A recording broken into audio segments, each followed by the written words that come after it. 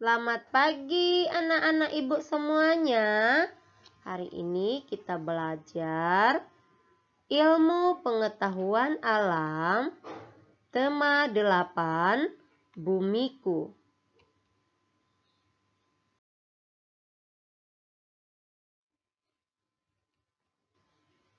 Akibat rotasi bumi. Rotasi bumi adalah perputaran bumi pada porosnya. Kala rotasi adalah waktu yang dibutuhkan oleh suatu benda untuk berputar pada porosnya.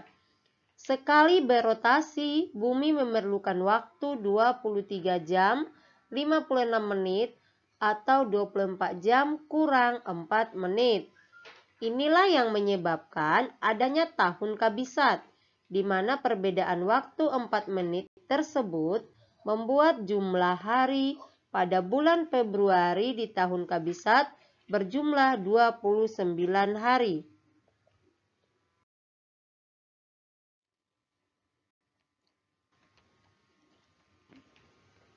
Bagaimana tanda-tanda adanya rotasi? Tanda-tanda adanya rotasi dapat kita lihat dengan adanya pergerakan bulan dan matahari.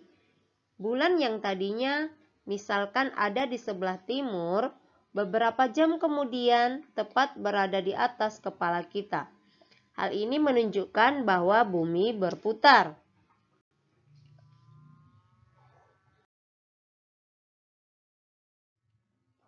Akibat dari rotasi bumi. 1. Terjadinya siang dan malam. Bagaimana bumi yang terkena sinar matahari mengalami waktu siang hari, sedangkan bagian bumi yang tidak terkena sinar matahari mengalami waktu malam hari. 2. Perbedaan waktu di berbagai belahan bumi. Bumi dibagi menjadi 24 zona waktu yang berbeda-beda, berdasarkan pada garis bujur pada zona atau wilayah tertentu.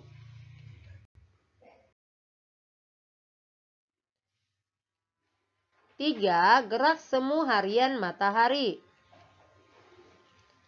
Matahari tampak seolah-olah bergerak dari timur ke barat, sedangkan dalam kenyataannya matahari tidak bergerak. 4. Perbedaan percepatan gravitasi di permukaan bumi. Gerak rotasi menyebabkan bentuk bumi tidak bulat sempurna.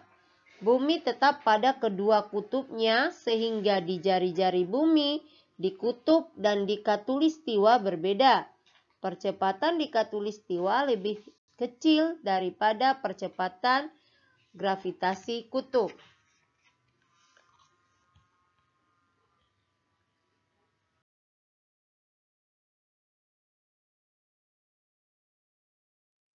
Perbedaan waktu di bumi.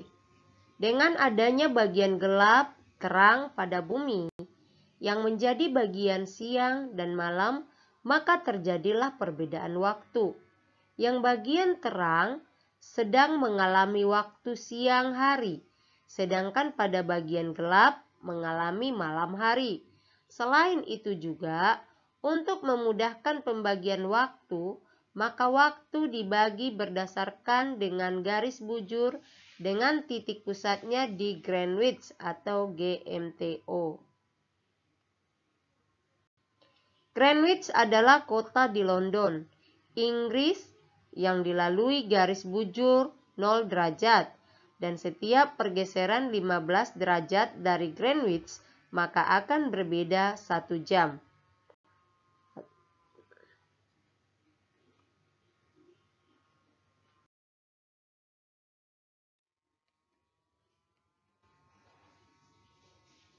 (15 derajat ini diperoleh dari 360 derajat dibagi 24, jumlah waktu dalam jam. Indonesia sendiri memiliki perbedaan waktu 7 jam atau GMT 7 jam pada WIB, 8 jam atau GMT plus 8 pada WITA, dan 9 jam GMT plus 9 pada WIT. dari Greenwich, London, Inggris. Nah, perhatikan gambarnya. Gambar jam yang menunjukkan di Jakarta, Indonesia, dan jam di Tokyo, Jepang. Ini perbedaan waktu. Selanjutnya,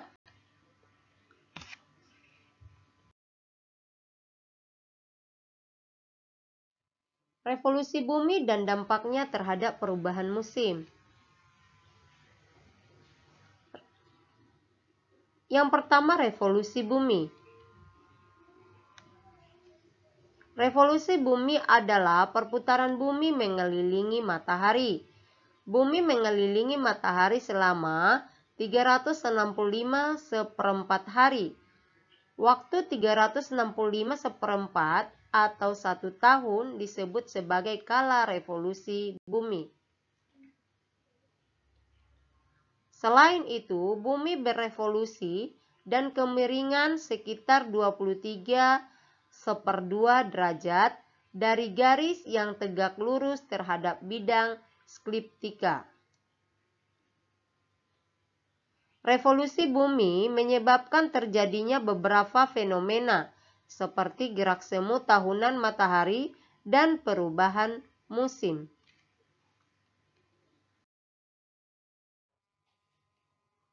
1. Gerak semu tahunan matahari. Perhatikan gambar.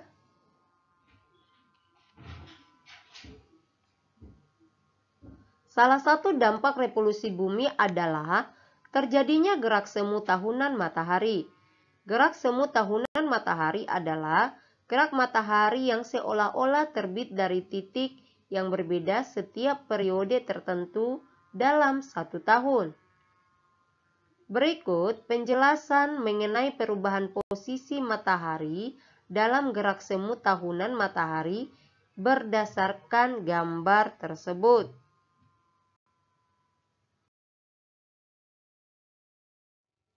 A. Pada tanggal 21 Maret. Jika dilihat dari bumi, matahari tampak terbit tepat di sebelah timur dan terbenam tepat di sebelah barat. Pada saat itu, posisi matahari tepat berada di garis lintang 0 derajat. Nah, perhatikan gambar berikut. B. Pada tanggal 21 Maret. Jika dilihat dari bumi, posisi matahari seolah-olah bergeser ke arah utara dan berada di garis 23,5 derajat lintang utara. Akibatnya, matahari seolah-olah tidak terbit tepat di sebelah timur, tetapi tampak sedikit bergeser ke utara. Kenyataannya, saat itu justru bumilah yang bergerak ke arah selatan khatulistiwa dan berada di garis 23,5 derajat lintang selatan.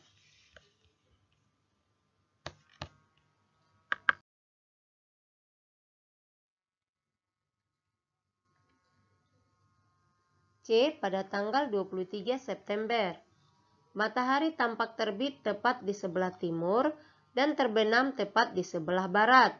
Posisi matahari saat itu sama seperti pada tanggal 21 Maret, yaitu tepat berada di garis lintang 0 derajat atau garis khatulistiwa. Hal ini terjadi karena bumi bergerak ke arah utara dan kembali sejajar dengan matahari. D. Pada tanggal 22 Desember. Posisi matahari seolah-olah bergeser ke selatan dan berada di garis 23,5 derajat lintang selatan. Akibatnya, titik terbit matahari seolah-olah sedikit bergeser ke selatan. Kenyataannya, bumi bergerak lagi ke arah utara hingga berada di garis 23,5 derajat lintang selatan.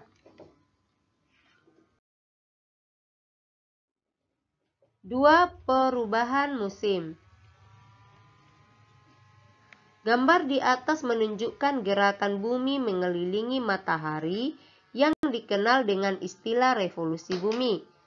Garis lengkung pada gambar menunjukkan orbit bumi, yaitu lintasan yang dilalui bumi saat berevolusi. Jika kamu perhatikan orbit bumi tersebut berbentuk elips. Berdasarkan gambar di atas, dapat diketahui bahwa bagian utara dan selatan bumi akan condong menghadap ke arah matahari secara bergantian. Pada tanggal 21 Juni, bagian utara, bumi condong menghadap ke arah matahari. Pada tanggal 22 Desember, bagian utara, bumi condong menghadap ke arah matahari. Akibat pergantian bagian bumi yang menghadap matahari tersebut, bagian utara dan selatan bumi akan mengalami perubahan musim setiap 3 bulan.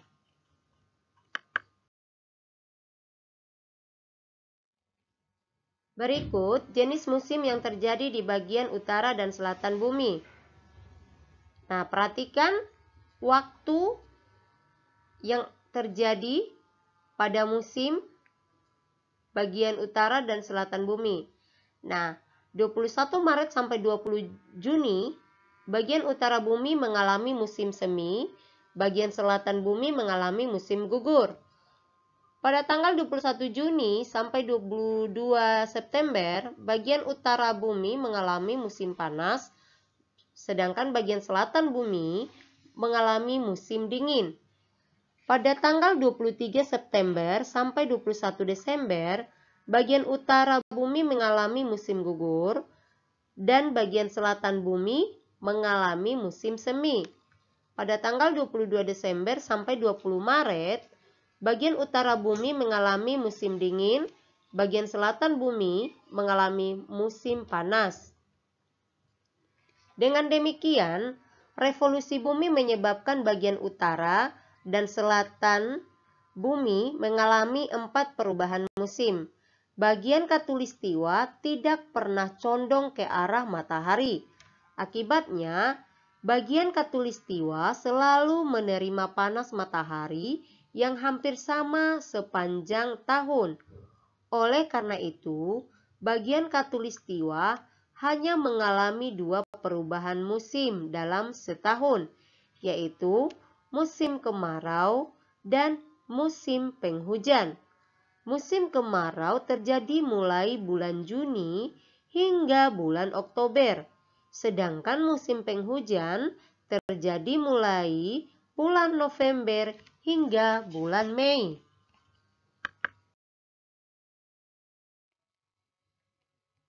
Gerak bulan dan pengaruhnya. Bulan merupakan satu-satunya satelit alami bumi. Sebagai satelit alami bumi, bulan melakukan 3 gerakan, yaitu 1. Berotasi atau berputar pada porosnya.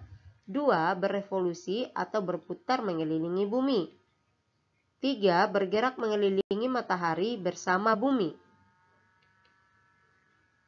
Waktu yang diperlukan bulan untuk berotasi sama dengan waktu yang diperlukan bulan untuk berevolusi, yaitu 29,5 hari. Bulan tidak memiliki cahaya sendiri sama seperti bumi. Sinar bulan yang terlihat di malam hari merupakan sinar matahari yang dipantulkan oleh bulan. Bagian bulan yang tampak dari bumi adalah bagian permukaan bulan yang terkena cahaya matahari. Gerak revolusi bulan menyebabkan luas permukaan bulan yang terkena cahaya matahari berubah-ubah.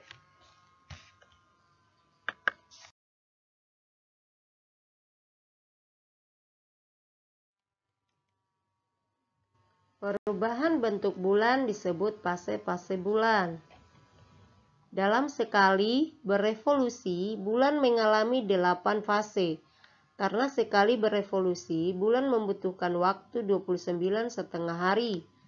Maka setiap fase bulan berlangsung selama 3-4 hari. Perhatikan gambar berikut. Nah, Ini gambar cahaya matahari. Nah, coba perhatikan keterangan di bagian A, itu fase bulan mati atau disebut dengan bulan baru. B, itu fase bulan sabit. C, itu fase bulan separuh. D, itu fase bulan cembung. E, itu fase bulan purnama. F, itu fase bulan cembung. G, fase bulan separuh. H, fase bulan sabit.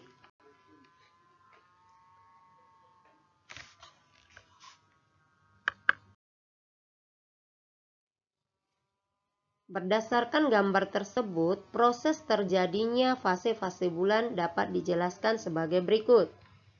1. Hari pertama, bulan berada pada kedudukan A, bagian bulan yang gelap atau tidak kena sinar matahari menghadap ke bumi. Akibatnya, bulan tidak tampak dari bumi. Fase ini disebut bulan baru. 2. Hari keempat, bulan berada pada kedudukan B. Jika dilihat dari bumi, bulan berbentuk halus dan melengkung seperti sabit. Fase ini disebut bulan sabit. 3. Hari ke-8, bulan berada pada kedudukan C. Bulan tampak setengah lingkaran. Fase ini disebut bulan penuh. 4. Hari ke-11, bulan berada pada kedudukan D. Jika dilihat dari bumi, bulan tampak menyerupai cakram. Fase ini disebut bulan cembung. 5. Hari ke-14, bulan berada pada kedudukan E. Jika dilihat dari bumi, bulan tampak seperti lingkaran penuh. Fase ini disebut bulan purnama atau bulan penuh.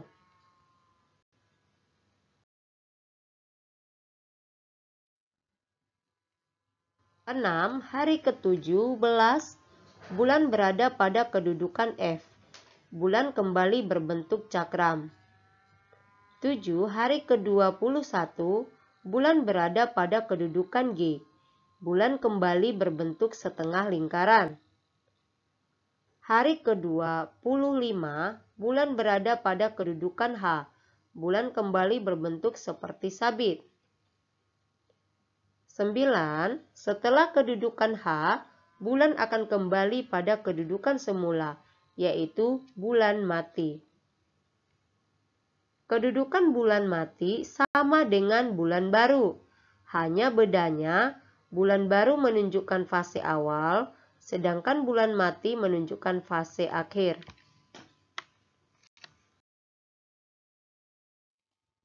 Gerhana bulan. Gerhana bulan yaitu peristiwa terhalangnya cahaya matahari yang menuju bulan oleh bayangan bumi. Peristiwa ini mengakibatkan bulan menjadi gelap karena tidak ada cahaya matahari yang dipantulkan. Gerhana bulan terjadi jika posisi matahari, bumi, dan bulan dalam satu garis lurus. Pada saat gerhana bulan, posisi bumi terletak di antara bulan dan matahari. Perhatikan gambar berikut. Nah, gerhana bulan disebut jika posisi matahari, bumi, bulan berada dalam satu garis lurus. Ingat ya, kalau gerhana bulan yang di belakang bulan, yang di tengah adalah bumi, jadi bisa membedakan ya. Selanjutnya,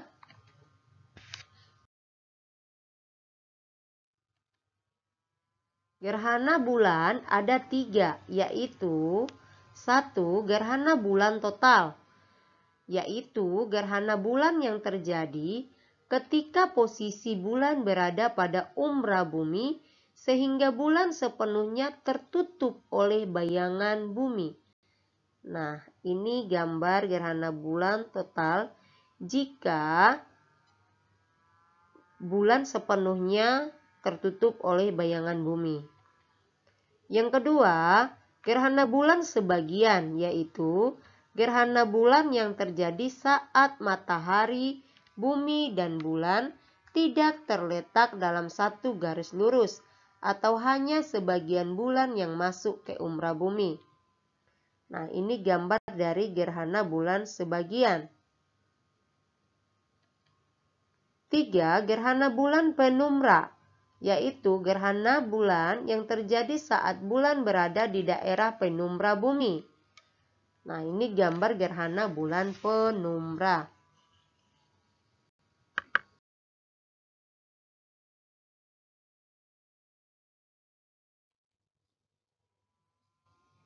Gerhana matahari. Gerhana matahari yaitu peristiwa tertutupnya matahari oleh bulan yang mengakibatkan terhalangnya cahaya matahari sampai ke bumi. Gerhana matahari dibedakan menjadi 3 macam, yaitu sebagai berikut. 1. Gerhana matahari total. Dapat terjadi jika matahari, bulan, dan bumi terletak pada satu garis lurus. Nah, perhatikan gambar berikut. Ini adalah gambar gerhana matahari total. Matahari, bulan, di tengah bulannya, bumi, yang di belakang bumi. Maka, jika matahari, bulan, bumi berada dalam satu garis lurus, maka ini disebut gerhana matahari total. Yang kedua, gerhana matahari sebagian. Gerhana matahari sebagian merupakan gerhana matahari yang terjadi di permukaan bumi yang terkena bayangan penumbra bulan. Nah, ini gambar gerhana matahari sebagian.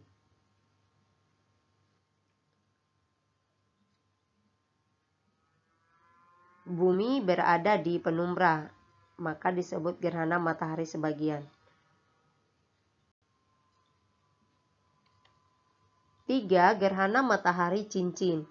Gerhana matahari cincin merupakan gerhana matahari yang terjadi di permukaan bumi yang terkena lanjutan bayangan-bayangan inti. Nah, ini gambar dari gerhana matahari cincin. Selanjutnya,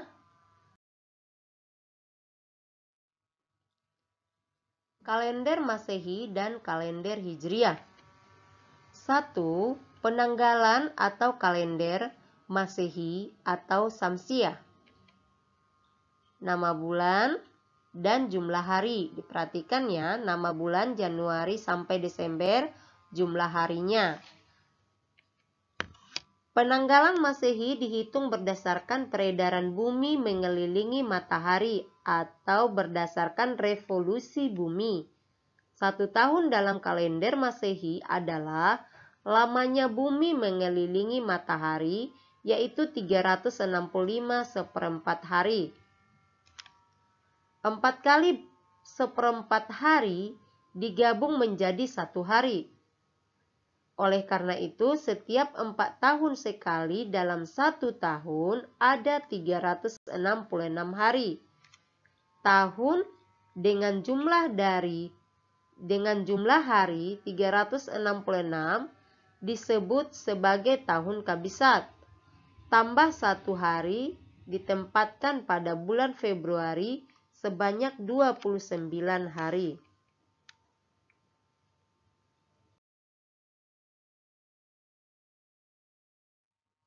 2. Penanggalan kalender Hijriah atau Qamariyah. Nah, perhatikan nama bulan dan jumlah hari berdasarkan Hijriah, kalender Hijriah atau Qamariyah.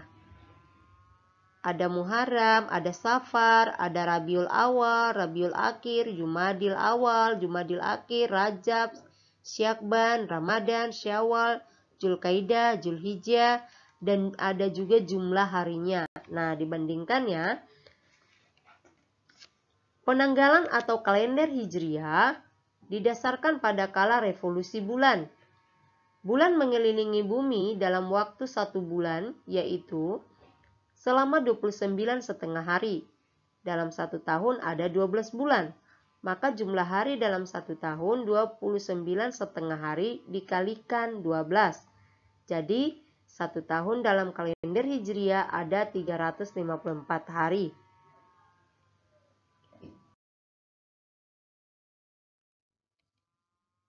Seperti halnya kalender Masehi, pada kalender Hijriah terdapat tahun kabisat.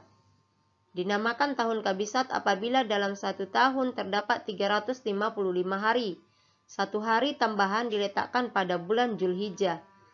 Selisih perhitungan waktu antara tahun Masehi dengan tahun Hijriah adalah 11 hari.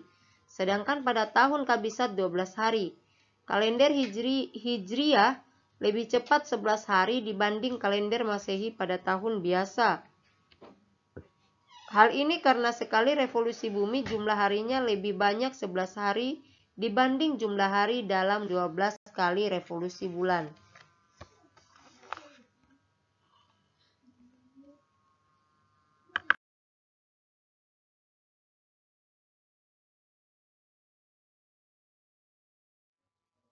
Nah, demikian materi kita hari ini, ilmu pengetahuan alam dari tema 8. Nah, tugas yang Ibu kasih untuk hari ini yang pertama, tugas keterampilan. Gambarkanlah gerhana matahari total dan gerhana bulan total. Buat di kertas HPS dan diwarnai sebagus mungkin. Ya, ada 2 gambar ya, Ibu minta. Gambarkanlah gerhana matahari total dan gerhana bulan total. Buat di kertas HPS dan diwarnai sebagus mungkin. Karena ini masuk nilai keterampilan. Tema 8 ya. Dan untuk latihan pengetahuan, yang pertama, tuliskan akibat terjadinya rotasi bumi. 2. Sebutkan jenis musim yang terjadi di bagian utara dan selatan. 3. Tuliskan fase-fase bulan. 4. Jelaskan terjadinya gerhana bulan total dan gerhana matahari total. 5. Apa perbedaan kalender Masehi dengan kalender Hijriah? Nah, soal ini, soal latihannya ditulis di buku latihan. Tuliskan soalnya baru dijawab. Ibu harap jawab dengan bagus. Nah, jawabannya berada di materi kita hari ini. Jadi materinya disimak dan dipahami baik-baik, baru anak-anak ibu bisa menjawab dengan bagus. Ya, kalau anak-anak ibu menyimak videonya dan memahami materi kita hari ini, anak-anak ibu akan pasti bisa menjawab latihannya ya. Buat anak-anak ibu tetap semangat. Tuhan Yesus memberkati. Shalom.